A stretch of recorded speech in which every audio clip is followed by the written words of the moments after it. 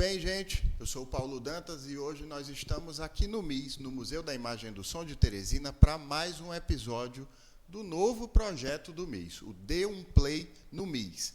Esse videocast que tem como interesse, como premissa, melhorar o acervo digital da cidade, a memória da cidade, por meio das histórias de seus artistas, né?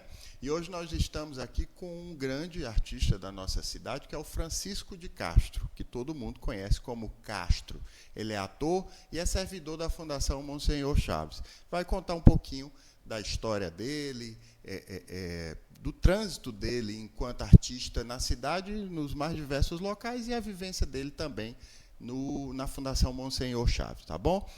Espero que vocês curtam o Dê um Play do MIS essa semana e sigam o nosso canal. Vamos lá? Meu amigo Castro, seja bem-vindo. Fique à vontade, conte um pouquinho da sua história aí. Vamos lá. Obrigado, Paulo, pelo convite. Eu acho bem interessante esse convite, porque é para a gente poder falar da nossa história, né? De uma história que foi construída aos poucos, né? Principalmente a minha, que eu comecei em 1983, foi quando eu tive o contato com a arte, com o teatro, principalmente com o teatro. Eu não teria nada para fazer teatro da minha vida, né? Provavelmente eu teria ido para outro caminho, mas devido à minha experiência na comunidade que eu morava, eu frequentava a Igreja Católica na época, eu participei de Aqui em Teresina, Castro? Aqui em Teresina. Tu é de Teresina? Eu sou de Teresina, né? Eu nasci na Frei Serafim, outro momento, sim. E depois fui morar no bairro São João, que é onde eu resido até hoje. Certo. E lá eu tive contato, lógico, como toda criança, toda adolescente, né, com a igreja, e eu comecei a participar de aqueles momentos da igreja, que é tipo a paraliturgia, tinha também a missa do lava-pé, e as crianças ficavam lá. Eu fazia. Aí depois eu assisti um espetáculo na ABB, foi o primeiro espetáculo de teatro que eu assisti. E aquilo me deixou muito assim, como é que eu diria, sem entender, eu fiquei aquele item maravilhado com aquilo tudo que eu estava vendo. Sim. Tu tinha quantos anos, mais ou menos, lembra? Eu acho que eu já tinha mais ou menos uns 14 anos. Certo. Uns 14 anos. Pré-adolescente. Pré-adolescente, foi 14 para 15 anos. E muito tempo depois, eu conversando com um amigo, que era o Raimundo Dias, ele me disse: Castro, eu fiz parte daquele espetáculo. E sabe, o Raimundo foi uma pessoa muito importante na minha vida, porque eu fui estudar na Escola Técnica Federal de Teatro, Escola Técnica Federal do Piauí, que foi onde eu tive acesso ao grupo de teatro de lá. E fiquei algum tempo, depois eu conheci o Raimundo Dias, e o Raimundo Dias foi que me levou para o movimento teatral, que a gente chamava Movimento Teatral Amador do Piauí. Sim. E Movimento Amador do Teatro Piauí, era mais ou menos assim. Então foi quando eu comecei a conhecer as pessoas e fui enveredando por outros grupos. Entendi. E isso já em 1983, 84, 85, eu fui indo. E em 1987 eu comecei a prestar serviço para a Fundação Cultural Monsenhor Chaves. Já no início dela ainda, já né? No início dela foi. Mas efetivamente eu fui... fiquei como servidor efetivo a partir de 1988, né? Então, parece que já são 37 anos. Entendi, mais ou menos com a questão da redemocratização, a Constituição, a implementação. Aí, isso, entendi. Viu? Aí eu já fazia teatro, né? Então eu trabalhava na Fundação Cultural Monsenhor Chaves e continuava nos grupos de teatro. Então a minha vida sempre foi dessa forma, fazendo teatro e trabalhando com cultura, né? Quando tu começou a trabalhar na Fundação, tu já começou como coordenador de teatro, alguma coisa assim, ou em outra função? Em outra função. A gente ministrava aula, nós tínhamos um projeto de instrutores dos bairros, onde tinha instrutor de teatro, de dança, de música, literatura, artes plásticas, artes visuais. Então a gente era nos bairros, a gente ia tipo a Zona Norte, Zona Sul, Zona Leste, vários bairros, né? Entendi. A gente ministrava aula todo dia, era num bairro diferente, era bem interessante, nessas zonas, né? Aí, então depois a gente foi ficando, e depois foi que eu vim realmente, eu saí desses bairros, né? E foi quando eu comecei a trabalhar na própria fundação, coordenei o Ciarte Centro, que ficava na Praça do Liceu. Sim. Aí, quando terminou... O Ciarte, inclusive, o Wellington, que foi o nosso primeiro entrevistado, falou do Ciarte, que era um projeto muito importante. Fala um pouquinho sobre o Ciarte aí, Carlos, para a gente. O que eu trabalhava, que era o Centro Integrado de Artes, além de oficinas que aconteciam lá, nós tínhamos uma sala de vídeo. que era bem interessante, né? Que as pessoas iam, inclusive acontecia com debates. E quem implantou essa sala de vídeo foi o Eduardo Ferraz. Então era muito interessante, inclusive tinha as exibições e tinha esses debates. Aí funcionava como se fosse um cineclube, né? Um cineclube, mas lá dentro desse centro integrado de artes. Tinha um nome esse cineclube ou só era parte da programação? Era só programação mesmo do teatro, mas a gente fazia uma programação bem interessante, divulgava, as pessoas recebiam a carteirinha para ter acesso. Aí quando inauguraram a Casa da Cultura, aí nós fomos transferidos para a Casa da Cultura. Certo. Aí lá eu já passei a ser também coordenador, passei a ser um coordenador administrativo da Casa da Cultura. Tinha a coordenação geral, direção geral, coordenação administrativa. Então eu já fiquei nessa parte da coordenação, do dia a dia. Mas o CIART foi para a Casa da Cultura, mas não a fundação. A fundação foi para Carlotinha, né? Era, a fundação funcionava na Carlotinha, já na época. Só que o CIART acabou o projeto, Centro Integrado de Artes. Aí ficou funcionando a Casa da Cultura, que era o Centro Integrado de Arte do centro, né? Aí ficou funcionando a Casa da Cultura, que não teria como manter 2 espaços naquela época, né, funcionando. Então, todas as atividades que funcionavam lá foram para a Casa da Cultura. Aí nós fomos ampliando, a gente criou também uma biblioteca especificamente de arte, que era a biblioteca professor Walferraz. Lá tinham 2 bibliotecas, mas aí tinha essa que era especificamente de arte, só de teatro, tinha uma hemeroteca. Era bem interessante. Sim. Inclusive, esse material da hemeroteca, a ideia é de que eu estou encontrando os pedaços dele para ele vir compor o acervo do MIS. Muito interessante, porque é um material muito rico, Paulo. Trabalho demais. Inclusive, eu fiz a minha dissertação de mestrado, eu utilizei muito, nos finalmente da Casa da Cultura, eu utilizei muito esse material da hemeroteca. Com certeza. E ainda tem a pinacoteca, né? Tem vários acervos que foram guardados lá, que tem um material muito rico. Aí da Casa da Cultura, já estavam para inaugurar o Teatro João Paulo II, queriam abrir uma época. Aí o professor, fugiu o nome agora. Ele me pediu, eu lembro já. Ele falou assim: Castro, eu gostaria muito que você fosse para o João Paulo II, para que a gente está querendo reabrir o teatro, a comunidade está solicitando. Aí ficou tudo certo que eu iria. Não foi o professor Zé Reis, não? Professor Zé Reis, foi. Estava tentando lembrar que o professor, grande professor Zé Reis, pessoa maravilhosa. Foi apenas uma falha de memória nesse momento. Aí ele disse: não, Castro, o prefeito pediu que a gente não fizesse nesse primeiro momento, porque poderia causar um problema, ou tá assim, a estrutura ainda. Tal. Aí demorou, acho que acredito, mais 1 ano, 2 anos depois. Aí ele me pediu que eu fosse, porque já teria uma pessoa que seria o diretor lá do João Paulo II, que era o Marcelo Evelin, mas só que o Marcelo só poderia assumir em janeiro do outro ano. Aí eu fui para lá em março, para poder organizar tudo, preparar a equipe, criar a parte administrativa, rotinas administrativas, para que o teatro fosse inaugurado. Aí ele foi inaugurado em agosto e aí era para eu ter voltado para a Casa da Cultura. Aí o Zé Reis me pediu: não, Castro, eu quero que você fique até dezembro, porque o Marcelo assume em janeiro. Tá bom. Aí eu fiquei cuidando do teatro. Aí eu ficava no João Paulo II e corria para a Casa da Cultura, né? Porque a Casa da Cultura, que no momento era minha paixão, meu xodó ainda, né? Eu já estava lá há 12 anos na Casa da Cultura. Aí quando foi em janeiro, o Marcelo assumiu, aí ele me pediu que eu continuasse. Eu fiquei lá mais 2 anos com ele no João Paulo II. Aí eu volto para a fundação, aí assumo uma parte mais burocrática, né? Fiquei um pouco na divisão de compras, né? A coisa mais fechada. Aí depois rola, aí assumo a direção da Casa da Cultura, vou e volto para o João Paulo II, aí retorno agora, estou na fundação já há uns 3 anos. Mas o professor Zé Reis sempre dizia assim: Castro, eu gosto muito de você nas casas, dos bairros, porque ele sempre dizia que a maneira que eu trato as pessoas, o meu contato com o público, com as pessoas. Talvez tenha relação com tua origem também, de que viu a coisa da arte frequentando o bairro, né? E aí talvez traga isso para a tua essência como formador também, né? E eu também sou especialista em gestão cultural, né? E eu gosto muito disso, de estar conversando com as pessoas no dia a dia. É tanto que o último momento que eu estive no João Paulo II, quando eu estive na direção, que quando foi que o superintendente atual, que é o Abel, na época, me convidou para ir, eu fiquei assim o que é que eu vou fazer? O que é que eu vou fazer de projetos lá, né? Porque existe uma cobrança assim. Eu tive que assumir em pouco tempo, assim, eu tive o quê? 15 dias para tomar essa decisão. Aí eu fiquei, um amigo meu falava, Castro, você tem que ter um projeto. Eu pensei, o que é que eu... Eu sabe, acabei assim, de chegar, acabei de minha porque casa as do meio pessoas atordoado. acham que é um milagre, um planejamento milagre. surge assim, né? Aí eu pensei, eu disse, não. Aí deu aquele clique. Primeiro você tem que aproximar a comunidade do espaço. Se você conseguir, você já vai ter um ganho. Aí eu disse, eu tenho que pensar projetos que eu consiga trazer a comunidade para o teatro. Para cá. Aí eu comecei. Aí quando eu estava lá já pensando assim, 1000 ideias, né? Que a cabeça da gente tem momento que... Sim.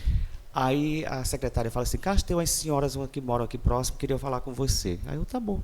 Aí elas entraram, aí elas, seu Castro. Eu disse, não, por favor, só Castro, seu Castro não.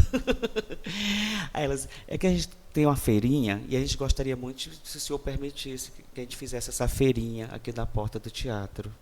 Aí eu, tá casando com a ideia que eu estou pensando de fazer uma feirinha cultural se encontrando, né? Aqui no Calçadão. E aí assim nós começamos a desenvolver um trabalho onde eu fui entrando em contato com outras pessoas da comunidade e a gente foi organizando essa feirinha na porta do teatro, né?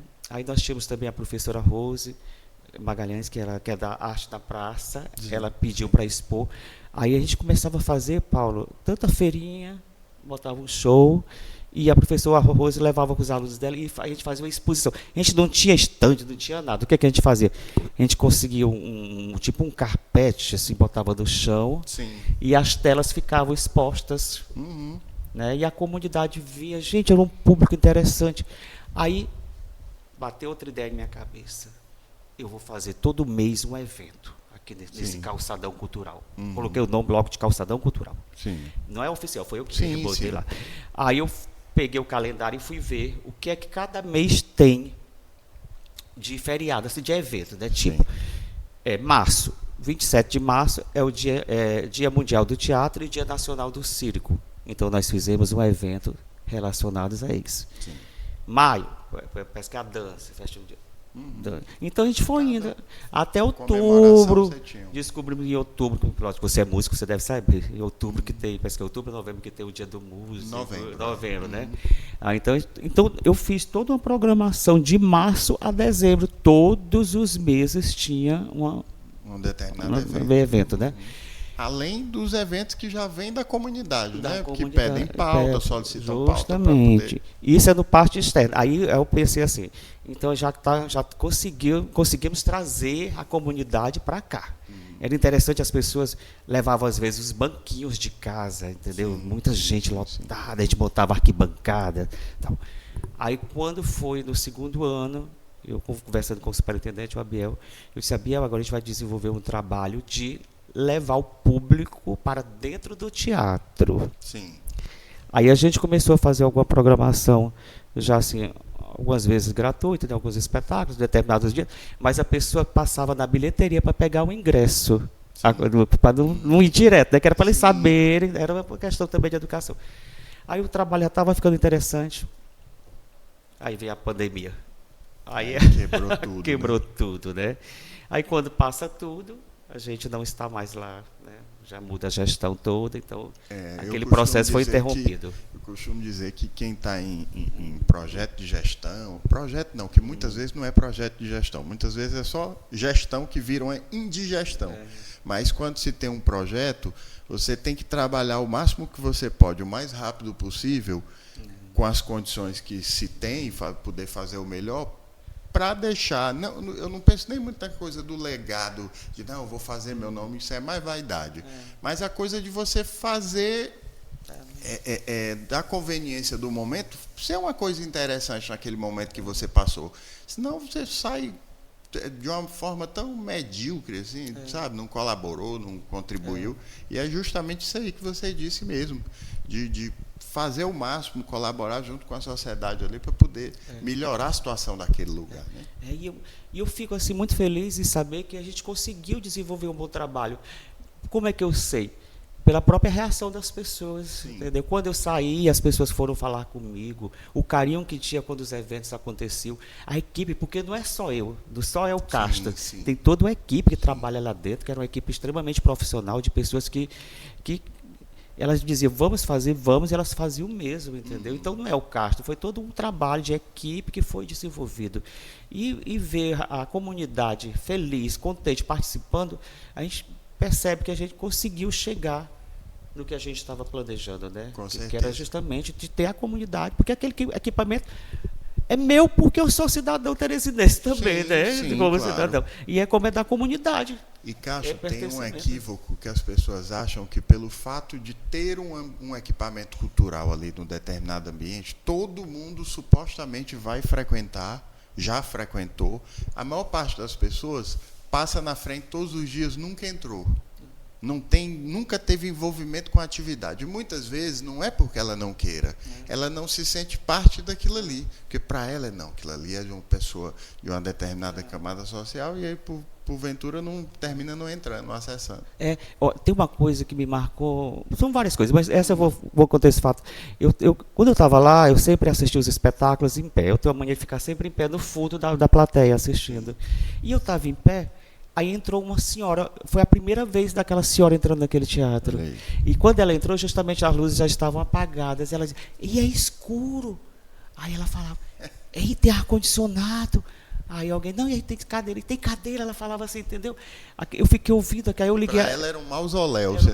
Foi. Aí eu liguei a luz do celular, assim, para poder direcionar o percurso dela. E ela falando, gente... Eu fiquei assim, meu Deus, foi a primeira vez daquela senhora. Eu acredito que aquela experiência ela nunca vai esquecer da vida. Caixa, eu tenho inclusive uma história engraçada a respeito disso. A primeira vez que eu fui ao teatro, foi ao 4 de setembro, eu era pequeno e eu fui assistir com a minha mãe a peça Raimunda Pinto Sim Senhor, que você estava... Meu Deus, filho era pequeno. Eu era pequeno, mas é porque eu não cresci, mas eu já tinha 30 anos, estou brincando. E aí eu lembro demais daquela, principalmente quando tinha a personagem dizia, minha filha, Raimunda, dizer o quê? Mãe, eu sou feia. Aí não, mas parece que o diabo peidou em tua cara. Cara, eu gritava, o pessoal, né, sorria e tal, engraçado. E aí tu falando dessas primeiras vezes das pessoas, eu me lembrei que de fato você foi uma das pessoas que um dos primeiros atores que eu vi, né, atuando de perto. Né? A Raimunda, eu costumo dizer, a Raimunda está na história. A Raimunda é o marco do teatro piauiense. Com certeza do Brasil também, porque o espetáculo de Teresina ficar 19 anos em cartaz, Paulo, não é brincadeira. Nós ficamos 16 anos apresentando, aí a gente interrompeu um pouco, mas a gente fazia uma apresentação por ano. Por isso que eu falo 19, porque a gente ainda fazia mais ou menos por ano. E hoje as pessoas pedem a Raimunda Pinto. A Raimunda Pinto, ela superou tudo, em número de apresentações, de público, de elenco, entendeu? Que era um espetáculo muito, muito interessante, muito engraçado, né? Como é que a gente conseguia viajar o mundo todo no espetáculo apenas com tamboretes. E em tempos que não existia rede social. Não existia rede social. Né? Que era o boca a boca, que era a divulgação de televisão. O máximo que se tinha era a televisão e o rádio. Mas... e a imprensa, o jornal impresso, justamente. Aí eu lembro que a gente começou a desenvolver um trabalho, na época, que eu não lembro quem foi que quem criou esse slogan, que era assim, acredite nela. Só que a gente não dizia que era, né? Acredite nela. Aí saía dos jornais, Aí uma semana acredite nela, aí todo mundo louco. Aí depois foi que apareceu Raimunda Pinto. Aí ninguém entendia nada. Aí depois foi que a gente foi jogando e a coisa foi pegando. Aí, Paulo, a peça começou a fluir. Aí nós fizemos as apresentações, a peça já estava, né, um sucesso. Aí nós participamos de 2 grandes festivais. Nós abrimos o primeiro Festival de Teatro de Guaramiranga, no Ceará. O primeiro espetáculo a apresentar foi a Raimunda Pinto, sim senhor. Era um teatrinho. Rapaz, o público queria quebrar o teatro porque não tinha mais ingresso. Uma confusão, as pessoas querendo assistir essa peça. Lembra o ano disso, Caixa? Eu não lembro, Paulo. É muito interessante. Aí E o público dentro desse teatro rindo, rindo, rindo. O menino falou assim, a gente ganhou quase todos os prêmios. E no mesmo ano nós abrimos também o Isla Azevedo em Florianópolis. Aí o que é que nós fizemos? O grupo, parece que eram 14 pessoas, compramos todas as passagens aéreas e de volta para pagar com bilheteria. Olha a coragem de parcelar. Aí quando a gente retorna, tivemos que fazer temporadas. Desse espetáculo para pagar as passagens aéreas. A professora Cecília Mendes cedeu o CCPLA. Sim, essa professora que foi uma das presidentes da Fundação Monsieur Chaves, né? Na época ela estava na fundação? Não, estava não, ela trabalhava lá. Aí ela cedeu para a gente durante, se não me engano, um mês, ou foram 2 meses, não me lembro assim. E a gente fazia de quinta a domingo as apresentações. A primeira apresentação só tinha um médico assistindo. E ele saiu do trabalho e foi assistir. Ele estava tão cansado que depois ele pediu desculpas para a gente, que ele dormiu no meio do espetáculo. Você dormiu no meio da Raimunda Pinto, né? Porque ele estava muito cansado. Sim. Aí o espetáculo estourou, Paulo. Estourou mesmo, eram apresentações lotadas, tivemos que prorrogar a temporada. Então tinha que agradecer esse médico aí. Foi. Aí, karma. Aí ou melhor, pagamos, o karma não, ele que trouxe a energia. Aí pagamos todas as passagens e o espetáculo foi seguindo. Eu acho que a Raimunda, assim, para a nossa história, é um marco para a gente. Assim. Falou da Raimunda Pinto, sim, senhor, e aí a gente não pode deixar de falar da tua história dentro do grupo Arém de Teatro. O Arém foi o primeiro grupo de teatro que você participou, ou antes disso você já participou de algum grupo ou de outro projeto, enfim? Não, participei de outros grupos. Quando eu saí da escola técnica, eu fui convidado pelo Raimundo Dias para fazer parte do grupo Show, que era o grupo de teatro Monsieur Show. O Raimundo Dias era funcionário aqui da Fundação Cultural Monsieur Chaves. Certo. Infelizmente, ele já partiu. Né? Aí, do Raimundo Dias, do grupo Show, aí eu trabalhei no Grutep, né, na companhia de teatro de dramas e comédias, com a Lari Salles e Fábio Costa, que a gente botou o Flicts, a história de uma cor. Aí trabalhei com a Dalmi Miranda, no grupo Corpus, em que a gente fez um espetáculo que a gente usava só tapa-sexo, né? Sim. Eu era muito magro, eram só os ossos, Paulo, só tinha cabeça e orelha. E o palito, tomei até remédio na época para engordar, para poder fazer aquele espetáculo. Virou a grande atração. Depois menina, aí roubaram a foto, fizeram a exposição, roubaram a foto, disse que eu mostrar para meus pais. Menina, foi uma confusão na época, assim, que tinha umas coisas. Foram me denunciar na escola técnica, que eu estava para mim. Tinha censura aí. Tinha uma censura. Aí eu conheço o Arimatã Martins, que ele estava voltando, e estava criando o que seria a primeira escola de teatro Teresina, que foi lá no Teatro 4 de Setembro. Sim. Que era, na época, a gente botou o nome de Amantes Delirantes, que a gente botou Romeu e Julieta, e depois a escola, esse grupo se tornou formação Procópio Ferreira, Escola de Teatro Procópio Ferreira.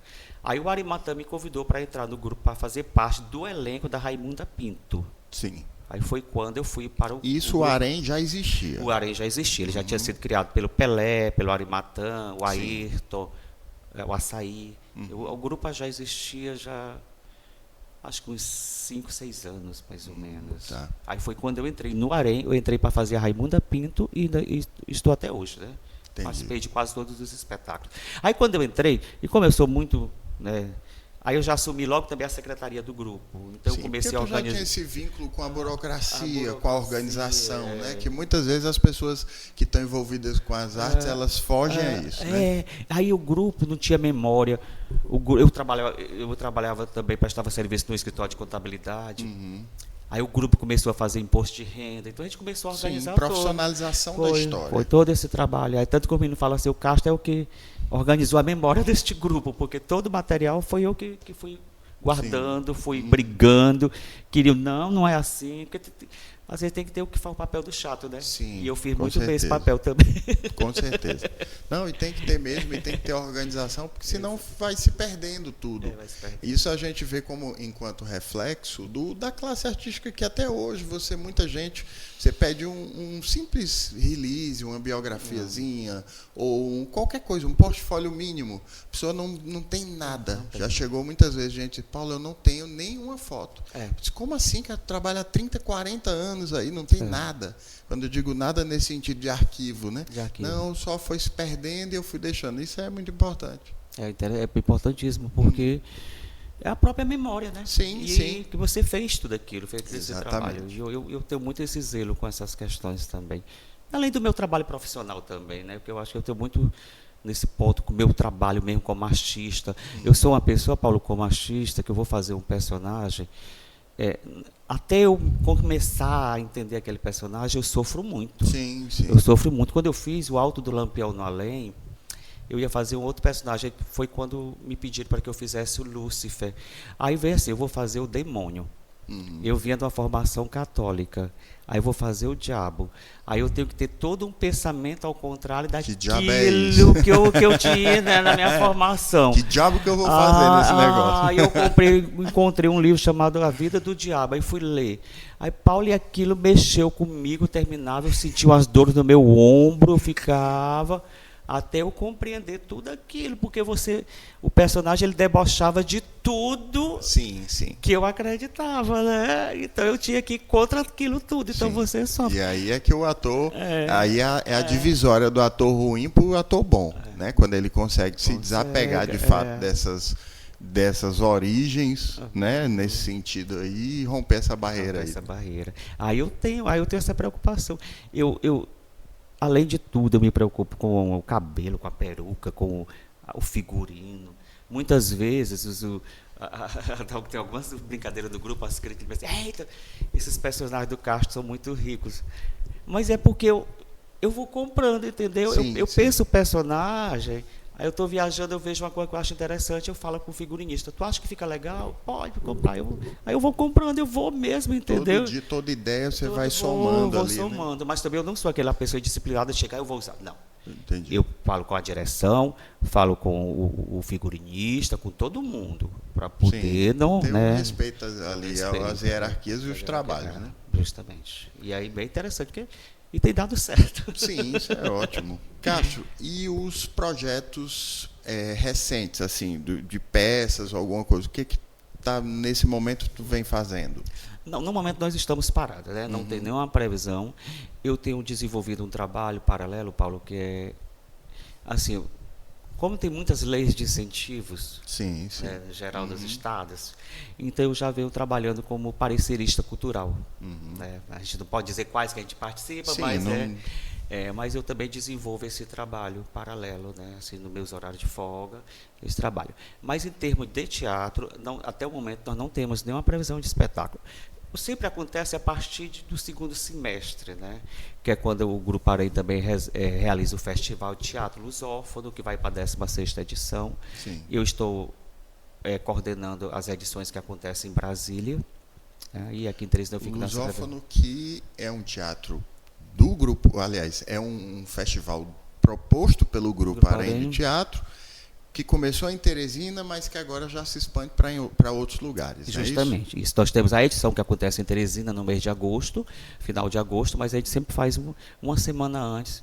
Nós já fizemos em Salvador, na Bahia, fizemos em São Luís e Maranhão, e uma em Brasília e a outra em Taguatinga também, né, do Distrito Federal. Entendi. E, Castro, como, assim... A cena do teatro, ela é muito dinâmica, a cena das artes, de uma maneira geral. Mas como é que tu vê essa cena do teatro de Teresina, tendo em vista que você viveu esses anos 80, começou lá, viveu 80, 90, 2000, enfim, estamos onde estamos hoje, 2026. Como é que tu vê essa cena do teatro? Tu acha que avançou, embora tenham expoentes como a Raimunda Pinto, né, é um expoente disso? Tu acha que avançou? Tu acha que perdeu muito? Tu é muito saudosista a respeito do que se tinha? Como é que tu vê isso aí? Paulo, assim, a minha visão, eu acho que a coisa teve uma queda, entendeu? A gente tem mais produções, a gente tem espetáculos maravilhosos, nós temos assim, produções profissionais, mas a gente não está conseguindo fazer temporada com os espetáculos. Sim. No passado, a gente fazia muito mais temporada, fazia espetáculo infantil, a gente apresentava sábado e domingo, às 10 da manhã e às 17 horas. A própria Raimunda Pinto, a gente fazia temporadas diretas, sabe? Assim. Mas tu acha que tu já pensou num diagnóstico a respeito disso? Assim, tu acha pela dificuldade de espaço, tu acha pela falta de público? O que tu pensa nisso? Eu acho que a dificuldade de espaço também é muito grande. Muito grande. Uma pauta de um teatro é muito caro atualmente. Sim. É muito caro, entendeu? Nos teatros de Teresina. Muito caro. Assim, às vezes, as pessoas também não querem ir para os teatros mais distantes do centro. Sim. Porque também a própria comunidade, talvez, ela não vá pagar um ingresso para assistir o espetáculo. E você fazer uma apresentação no teatro aqui do centro, assim, eu digo centro, assim, já tem né, essa abrangência, né? Você tem que colocar um valor mais alto também, né? Para poder pagar despesas. Porque no teatro você sabe, você paga a pauta, você paga a equipe técnica. Se você for fazer uma montagem sem ser naquele horário que está determinado, você tem que pagar as horas extras, entendeu? Às vezes você tem que alugar equipamentos. Então, é uma coisa que sai muito caro, muito caro. Se você não tiver um apoio, não tiver um patrocínio, você não consegue. Não consegue, aí, infelizmente. E aí você termina não produzindo. Quando produz é mais monólogo, essa coisa mais... O que eu tenho visto hoje são poucos os grupos, pouquíssimos mesmo que fazem temporada. Então, temporadas curtas, assim, de você não posso nem chamar de temporada, são apresentações, 1 ou 2 apresentações. Isso porque temporada você faz uma semana, né? Exatamente. Mas, assim, muito pouco. Eu não sei, acho que tem que se rever isso, o que é que está acontecendo. Sim, eu percebo também que é uma boa questão dos editais para viabilizar, mas eu percebo pelo pouco, assim, eu nasci em 84, vivi os anos 90 já enquanto adolescente dentro das artes e até hoje. Mas eu percebo que os artistas eram mais, a gente pode até dizer aventureiro num bom aspecto, assim, não é aventureiro de responsabilidade, mas era todo mundo mais aguerrido nesse sentido, como você falou, vamos para Florianópolis, né? Todo mundo, vamos fazer o que der, vai acontecer. Hoje não, talvez um dos pontos negativos das leis, dos editais, seja essa coisa da conformidade. E aqui eu não estou dizendo que não tem que ter, mas às vezes você também, enquanto artista, precisa, não passei aqui, mas vou desenrolar, vou tentar fazer. Né? Um olhar. E além dessa questão dos espaços, né? Porque se você pensar, Teresina evoluiu enquanto... no sentido de ter mais espaços, mas esses espaços dão viabilidade técnica para acontecer, né? Nós não temos teatros, nós temos vários auditórios, né? E temos o Teatro do Liceu, mas que também não é uma coisa tão recente, aliás, tão antiga assim. Temos o Teatro 4 de Setembro, o do Boi no momento está indisponível, fechado. E acho que teatro mesmo, com coxia. E o Sesc Cajuína, que inaugurou recentemente, mas que é uma coisa que você depende de uma quantia vultuosa, porque não é um teatro barato, não é público. O Raimundo Pereira é muito distante também do centro. Sim, né? o do Barítono, né? Do Jacinto Andrade. Que eu acho que tem que pensar projetos para levar também para lá. É isso que eu ia te perguntar, o que tu pensa a respeito disso aí? Eu acho que tem que ter projetos, entendeu? Nós temos muitas leis de incentivo, então tem que se pensar assim. As pessoas estão sendo contempladas com os projetos, as pessoas estão sendo contempladas com os projetos e tem que circular com esse material. Assim, a pessoa faz uma única apresentação, eu não estou dizendo que são todas, né? Por favor, né? Mas assim, então uma única apresentação, que é isso, tem que ter, as pessoas têm que circular, têm que apresentar mais vezes, entendeu? Então, porque assim, quando você vê o resultado desses editais, gente, você fica surpreso. Sim. Pessoas que eu nunca nem ouvi falar. Inclusive, a gente está aqui, para quem não sabe, gente, esse podcast, o videocast, é um videocast, digamos, num espaço público, mas digamos público, porque é a iniciativa do MIS, Fundação Monsenhor Chaves, Prefeitura de Teresina, e as verdades vão ser ditas quando tem que ser ditas. Os últimos editais mesmo da Fundação Monsenhor Chaves foram imorais. Imorais, assim, um negócio absurdo. Você via, tem até a piada do espetinho, porque realmente foi contemplado espetinho. Mas, enfim, passado isso, a ideia de tentar que as coisas melhorem, façam, né? Sempre tem. Isso aí a nível de Brasil, infelizmente, e aí eu falo enquanto artista que vivencia e vê, a imoralidade desses editais, de muitos deles, né, não todos. Muitas vezes você tem coisas bacanas. Mas eu acho que também a classe também tem que ter esse zelo Exato. Acompanhar, cobrar, né? Ficar em cima. Exatamente. E denunciar quando vê que não é a pessoa realmente do Exatamente. que está produzindo. E não... E o que eu percebo também, Cássio, muitas vezes é o senso individual, né? O coletivo é só uma proposta para eu estar dentro do universo, mas quando eu posso individualizar a coisa, eu puxo. Justamente, né? Justamente. E, Cássio, essa experiência tua dentro do poder público, a gente está falando de poder público, de editais e de consultorias, e que são trabalhos que você faz. O que é que tu percebe nesse sentido? Tu acha que o artista ele está se profissionalizando? Ou ele está, mesmo com a obrigação dessa profissionalização, ou ele está maquiando uma coisa que ele não suporta porque ele tem que fazer, senão ele não vai conseguir trabalhar? Não, em termos assim, dos editais que eu participei, né, na análise, né, como parecerista, o material que eu vi dos estados que eu tive assim, o prazer de trabalhar, Sim. Era um material bem profissional. Você vê que realmente... Porque a gente faz toda uma investigação, você vai nas redes sociais do grupo, tudo, não é assim, chegou aquele material e você... Sim. Então, assim, dos editais que eu participei, né, a gente vê realmente que existe um profissionalismo, inclusive dos próprios estados, porque eu já conheço esses estados, eu conheço, inclusive quando eu me refiro, quando alguém me pergunta relacionado a alguma coisa, eu faço a sugestão desses estados, como base para você pesquisar, como referência da pesquisa do trabalho da parte cultural. Então, esses estados eu vejo que sim, é um trabalho já profissional, tem, inclusive os artistas, os produtores, os fazedores de arte, todos eles têm. Agora, os outros, eu não sei, às vezes a gente tem a impressão, quando a gente vê os questionamentos dos resultados desses editais, que parece que alguém assim que chegou do nada, alguém a gente vai fazer tipo assim, um trabalho assistencial, vamos dar não sei, entendeu? Porque assim, eu vou te falar, eu participei eu me inscrevi em um edital aqui do estado como pessoa física, como artista, como pessoa física. Eu tenho 42 anos de teatro. Sim. E quando eu fui olhar, até um amigo meu chegou, ele olhou assim a nota, não vou citar o nome dele aqui, né? Ele disse, Cássio, ele ficou chocado. Quando eu percebi que eu não fui classificado, né? Eu também, eu não vou entrar com recurso, não. Tá. E quando passaram tudo, aí ele disse, não, vamos olhar quando foi. Gente, eu com 42 anos de teatro, a minha trajetória artística estava com a pontuação 46. E outras pessoas com muito menos tempo. Entendeu? E assim, eu fiquei, aí foi quando eu fiquei, Paulo, o material que eu enviei, entendeu? Ali era parceira 1000. Sim, porque não era só o material físico, não é pela história, minha história mesmo, entendeu? Desde que eu comecei, todo o material, tudo que eu participei de conselho, participei de sindicato, E assim, Cássio, você é uma pessoa que é envolvida com os processos burocráticos. Então você sabe o passo a passo.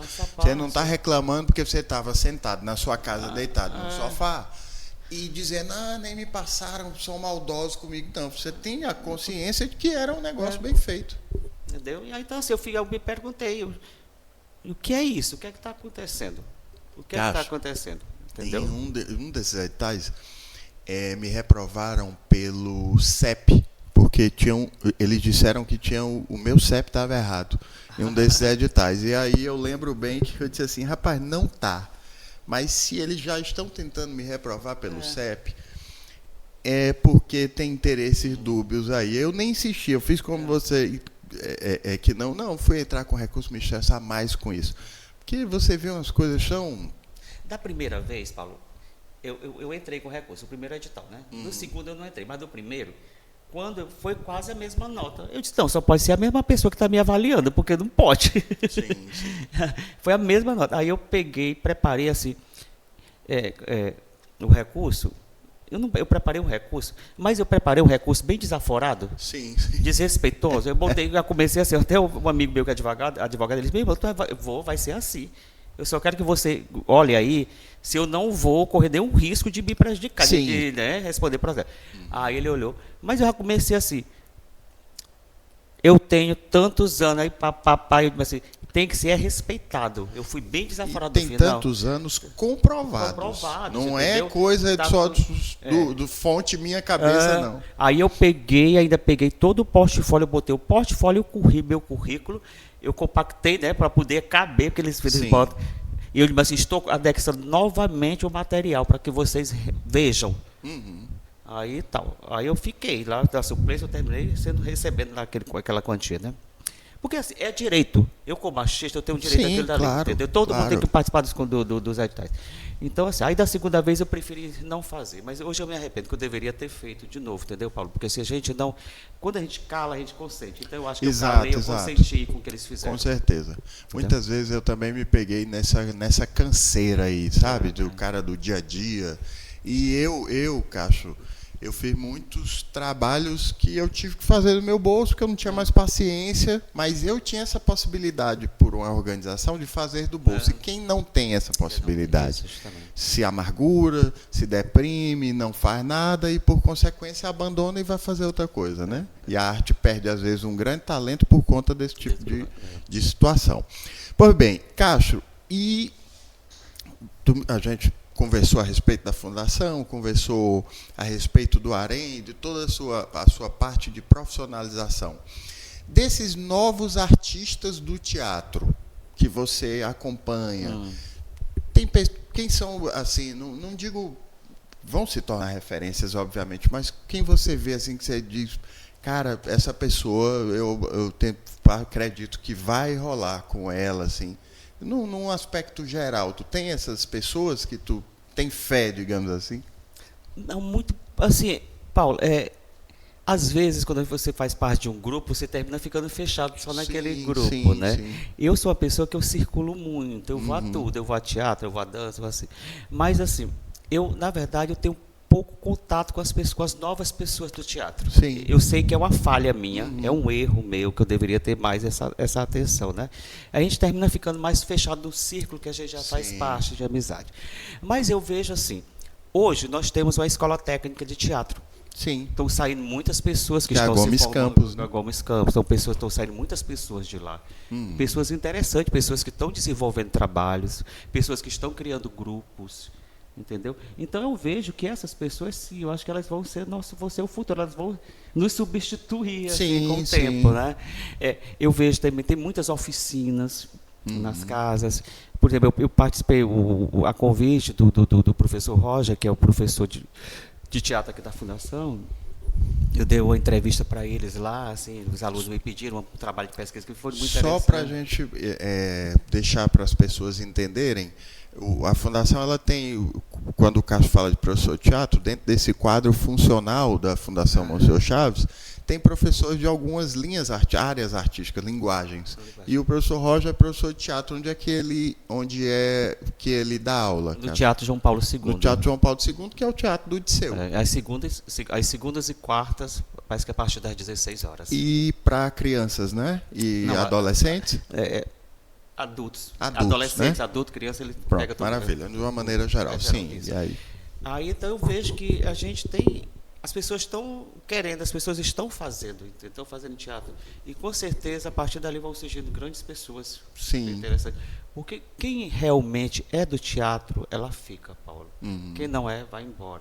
Mas eu sempre falo assim, gente, nem todo mundo nasceu para ser a estrela ou o astro, para estar na frente. Sim, o protagonista, a coisa toda. As pessoas também trabalham, as pessoas gostam da parte técnica. Sim. Tem gente que quer ficar atrás. Isso aí é uma coisa que eu te pergunto. Se fala muito do teatro, do ator, da atriz, dessa figura que está ali. Só que pouco se fala do bastidor. E o técnico de teatro, o bastidor do teatro, não é qualquer bastidor. Não é o mesmo bastidor, por exemplo, da música. Quando eu digo bastidor, não é o mesmo profissional que vai fazer um som, que vai fazer não sei o quê. Não. Ele é um operacional completamente diferente.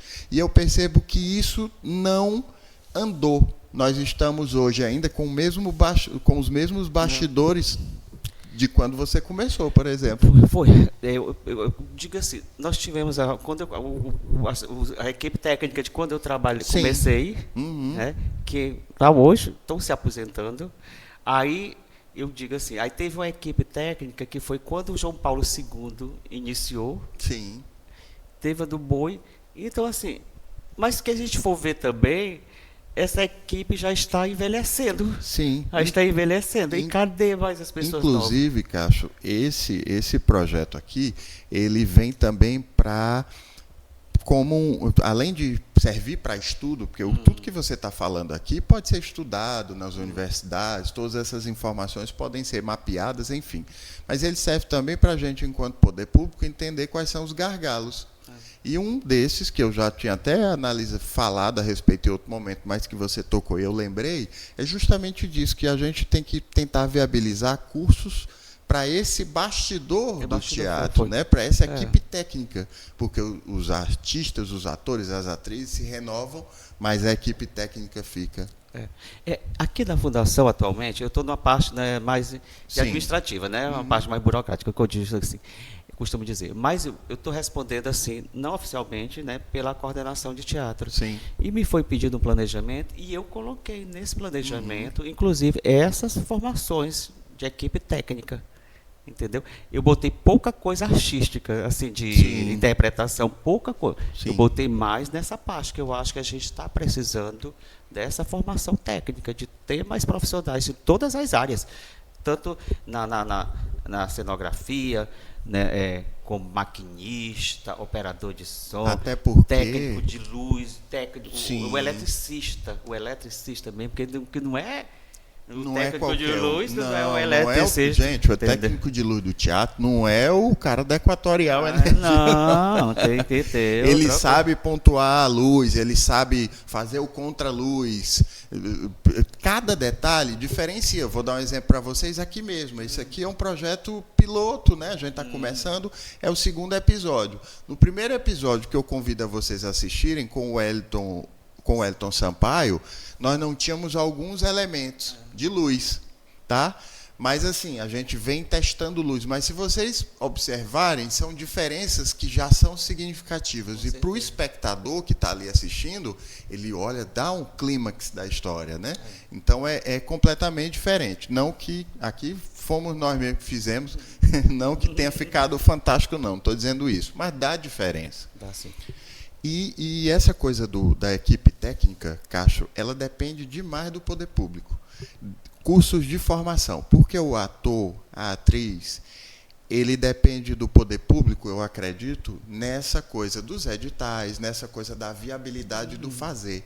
Mas o aprender, não. O aprender, o artista, ele está envolvido em um monte de coisa, mas o pessoal da equipe técnica, não. Ele depende de cursos. E uma coisa é eu poder pagar um curso, viajar para São Paulo, fazer negócio. Outra coisa é eu querer e não poder, não ter acesso. Né? Paulo, é uma coisa que eu sempre bato muito com as pessoas. Gente, assim, a Escola Técnica de Teatro, eu tive lá uma conversa informal e tal. E eu sugeri, gente, os alunos, as pessoas que estão fazendo aula aqui, elas deveriam ter uma prática dentro dos teatros. Entendeu? Na parte técnica, entendeu? Com certeza. Eu sempre falo também que a gente tem que implantar na Fundação, os nossos alunos de teatro, eles devem também fazer a aula prática, ali assim, uma semana de estágio, alguma coisa, assim, nos bastidores ali, entendeu? Assim, no dia a dia mesmo, para eles aprenderem também como é que funciona aquela parte, ali o teatro mesmo, né, o dia a dia, como é que monta uma luz, como é que desmonta, todo esse processo. Eles têm que participar de todo esse processo. Até porque ele cresce, Cacho, eu estou fazendo muita intervenção aqui, porque o papo tranquilo. É bom. Ele cresce quando ele se coloca no lugar do outro também. E aí, ao invés dele, minha luz não estava boa, você não entende nada de luz, você não sabe porque, de repente, você pode ajudar. Essa luz aqui é porque em determinado momento eu faço tal coisa, eu não preciso dessa luz, eu preciso dessa aqui, né? Paulo, a minha formação do teatro, eu não tive escola de teatro. A minha formação foi no dia a dia, na prática, né? Na ponta do facão. Na ponta do facão, filho, aprendi tudo. Então, assim, e lá, quando eu comecei, a gente fazia de tudo. Eu já fui bilheteiro, eu já fui figurinista, eu já fui maquiador, tudo que você pode pensar no teatro, eu já fiz. Já operei som, já fiz tudo, além de atuar. E meu trabalho era só atuar. Mas a gente não tinha, a gente tinha que fazer tudo aquilo. Sim. Até jacaré, como a gente faz, o jacaré carregar as coisas. É o hold hoje é o hold. Na época era jacaré. Agora o meu tamanho sendo jacaré. Mas que também é uma maldade, assim, porque na realidade, gente, o jacaré que se falava era realmente o carregador. Era. O montador, até montador, mas o carregador. Porque o hold, ele hoje é uma figura diferente, porque ele é um cara especializado ali na área, ele tem uma série de funções além, né? Mas a gente associa muito isso. Cacho, e você falou sobre o teatro, os projetos do teatro da Fundação. E, além dessa experiência, eu acredito que esses cursos, eles tenham um processo, além da formação, de experimentação em ambientes, né? Tu tem ideia de como é que está funcionando essa parte do teatro, que muita gente pensa que a Fundação, por conta da Fundação estar sempre com um músico à frente, ou um musicista à frente, as pessoas falam que a Fundação é a Fundação da Música, que eu não tiro a razão delas, não. Mas, como vocês estão observando, a Fundação também tem outras coisas, mas muitas vezes não são tão divulgadas quanto a música, talvez por isso crie esse olhar. O grupo de teatro, os alunos do teatro, eles fazem peças? Como é que funciona? Tu conhece essa realidade? Lá eles têm toda uma formação, né? Eles têm tem aula de introdução ao teatro, aí depois tem aula de corpo, aula de voz, interpretação, e finaliza com a prática de montagem, né? Costumam fazer 2 práticas, assim, digamos. Uma no meio do ano, que é quando encerra as atividades lá do teatro, e a do final do ano. E, paralelo a isso, eles montam espetáculos também, né? Eles circulam, às vezes eles vão a outros espaços. Eles tiveram, no ano passado, eles apresentaram no Teatro 4 de Setembro uma performance, digamos assim, né? É bem interessante. E o interessante de tudo isso, porque essas pessoas, eles são da comunidade e eles fazem parte de outros grupos. Lá mesmo, eles criam outros grupos. Sim. Então, vai se criando uma rede de trabalho entre essas pessoas. E essa formação já existe há muito tempo, né? Lá do João Paulo II. Infelizmente, nós estamos só com uma turma de teatro. Nós já tivemos muito mais turmas de teatro, né? Mas teve um período que nós tínhamos, eu acho que 5 ou 6 instrutores de teatro. Sim. Mas, assim, que eram funcionários efetivos, não, eram contratados, terceirizados, né? São terceirizados, porque também eles ministravam aula tanto no Teatro João Paulo II, na Casa da Cultura... Nos céus, né? Nos céus e no Teatro do Boi. Então, a gente tinha esse número porque a gente tinha todos esses espaços. Hoje a gente tem poucos espaços, né? Sim. Mas, assim, eu acredito que a gente vai conseguir retornar com essas atividades novamente, entendeu? Porque são importantes, são de grande importância. E a própria comunidade, eles pedem muito. Sim. Que a gente tenha sempre mais espetáculos, que a gente também tenha apoio aos festivais de teatro, às produções locais. Então, a gente vai conseguindo, aos poucos, retornar todo esse processo, que é lento, né? Depois do que nós já passamos, exatamente, né? Então, a gente exatamente. Acho que a gente está indo para que as coisas aconteçam. E é importante lembrar que as pessoas pensam que o poder público é um milagre, mas não é. É tudo muito burocrático, muito demorado, e que a gente vai fazendo as coisas dentro do máximo que a gente pode, muitas vezes, né, Cacho? Pois bem, Cacho, quer falar mais alguma coisa? A gente vai chegando ao final desse episódio. Queria te agradecer pela disponibilidade, por vir contar um pouquinho da sua história aqui para a gente. Acho que a cidade deve muito respeito e contato com a sua história, né? Porque é uma história muito bonita dentro do teatro, dentro das artes, de uma maneira geral. Deixa aí uma mensagem final. Eu só quero agradecer pelo convite, Paulo. Eu acho o seguinte, que a gente tem que estar contando a nossa história. Sim. Entendeu? Quando a história é boa, é verdadeira, quando a coisa é correta, né? Eu acho que isso é extremamente importante. E eu gosto muito, eu sempre falo assim, a gente tem que falar das pessoas quando elas estão vivas, né? Sim. Entendeu? Porque é para que elas também possam ouvir, saber. Com certeza. Eu construí tudo isso, eu estou bem que assim, entendeu? E assim, para mim, não vou dizer que foi fácil. Nada na vida é fácil, né? Mas eu escolhi para mim, eu escolhi a arte, eu escolhi o teatro. Hoje eu trabalho numa Secretaria de Cultura, porque eu fico feliz por eu ter conseguido esse espaço para mim, entendeu? Apesar de toda essa diversidade que eu tenho, tudo contra, mas eu fui perseverante e estou aqui hoje. Sim, e isso é uma fala muito importante, porque às vezes as pessoas pensam que o trabalhar, viver da arte, é só necessariamente estar no palco. E o palco é a cereja do bolo. Na realidade, tem todo um operacional que acontece ali por trás. Né? Justamente. Pois bem, gente, queria agradecer ao nosso amigo Castro. Foi muito bom estar com vocês hoje nesse episódio. Continuem dando um play no MIS, né? Esse projeto que é o Dê um Play no MIS, que a gente tem intuito de fazer com que essa história, essa memória da cidade perdure, né? Nós temos, o brasileiro infelizmente tem a memória fraca, né? E que essa história seja contada pelas pessoas em vida, porque depois são outros contando a história destes, né? Então, é um grande prazer estar com vocês aqui no MIS, Museu da Imagem e do Som, que fica na Rua Barroso, 1161, esquina com a Rua Climatizada, que era a antiga Câmara dos Vereadores, tá bom? O MIS está aberto de terça a domingo. E quem quiser conhecer um pouquinho mais, siga o MIS nas redes sociais, MIS_Teresina. É um projeto do MIS em parceria com a Fundação Monsenhor Chaves, que é a Fundação de Cultura do município, e a Prefeitura de Teresina. Siga também o canal do YouTube. Um grande abraço. Até a próxima.